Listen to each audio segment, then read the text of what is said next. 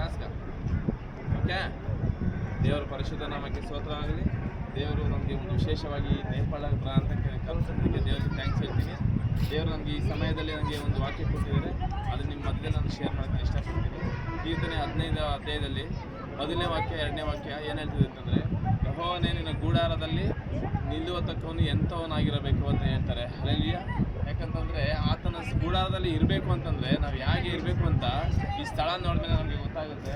ಅದು ಪರಿಶುದ್ಧವಾದ ಸ್ಥಳದಲ್ಲಿ ನಾವು ನಿಲ್ಲುವತಕ್ಕವನು ಎಂಥವನು, ಯಾರು ಯೋಗ್ಯನು ಅಂತ ಹೇಳ್ತಾ ಇದ್ದಾರೆ. ಆ ಯೋಗ್ಯತೆ ನಮಗೆ ಬೇಕು ಅಂತಂದರೆ ಬಿಗಿಯಾಗಿ ನಾವು ಯೇಸು ಕ್ರಿಸ್ತನನ್ನು ಇಟ್ಕೊಬೇಕು, ಬಿಗಿಯಾಗಿ ಯೇಸು ಕ್ರಿಸ್ತನಿಗೆ ಮಕ್ಕಳಾಗಿ ನಾವು ಬಾಳಬೇಕು.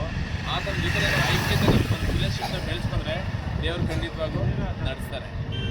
ಈ ಥರ ಆಗಿ ದೇವ್ರನ್ನ ನಾವು ನೋಡೋದಾದರೆ ಖಂಡಿತವಾಗೂ ನಾವು ದೇವರು ನಮಗೆ ಒಂದು ಹೊಸ ಜೀವನ ಕೊಡ್ತಾರೆ. ನಾನು ಇಂಡಿಯಾ ಬಾರ್ಡ್ರ್ ಪಾಸ್ ಮಾಡ್ತೀನಿ ಅಂತ ನನ್ನ ಕನಸಲ್ಲೂ ಕೂಡ ನಾನು ಎಕ್ಸ್ಪೆಕ್ಟ್ ಮಾಡಿರಲಿಲ್ಲ.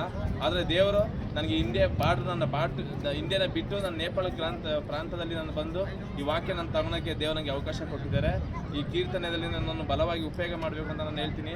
ಈ ನೇಪಾಳದಿರೋಂಥ ಮಕ್ಕಳು, ಅನೇಕ ಮಕ್ಕಳು ದೇವ್ರನ್ನ ಅರ್ಥಕೊಬೇಕು, ದೇವ್ರ ನಾಮಕ್ಕೆ ಮಹಿಮೆ ಪಡಿಸ್ಬೇಕು ಅಂತ ನಾನು ಹೇಳ್ತೀನಿ. ಈ ಬ್ರಿಡ್ಜ್ ನೋಡೋದಾದರೆ ಎಷ್ಟೋ ನನಗೆ ಖುಷಿ ಆಗುತ್ತೆ. ಇವೆಲ್ಲ ನಮಗೆ ತಾನೇ ದೇವರು ಇಟ್ಟಿದ್ದಾರೆ, ಇದನ್ನೆಲ್ಲ ನಾವು ನೋಡಬೇಕು, ಇದೆಲ್ಲ ನಾವೆಲ್ಲ ಅನುಭವಿಸ್ಬೇಕು ಅಂತ ದೇವರು ನಮಗೆ ಇಟ್ಟಿದ್ದಾರೆ. ಲಾಸ್ಟ್ ಟೈಮ್ ನೋಡಬೇಕಾದ್ರೆ ನಮ್ಮ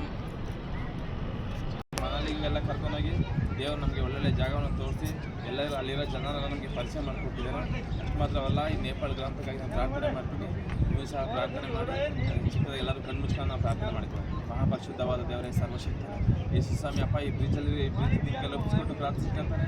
ನೇಪಾಳ ಗ್ರಾಮದಲ್ಲಿ ಕರ್ತಾನೆ ಮಕ್ಕಳನ್ನು ಬಲವಾಗಿ ಉಪಯೋಗ ಮಾಡೋದಕ್ಕಾಗಿ ಸ್ತೋತ್ರಪ್ಪ. ಸಮಯ ಕೊಟ್ಟಿದ್ದಕ್ಕಾಗಿ ಸ್ತೋತ್ರ ಕರ್ತಾನೆ. ಯೇಸು ಕ್ರಿಸ್ತ ನಾಮದಲ್ಲಿ ಬೇಡಿ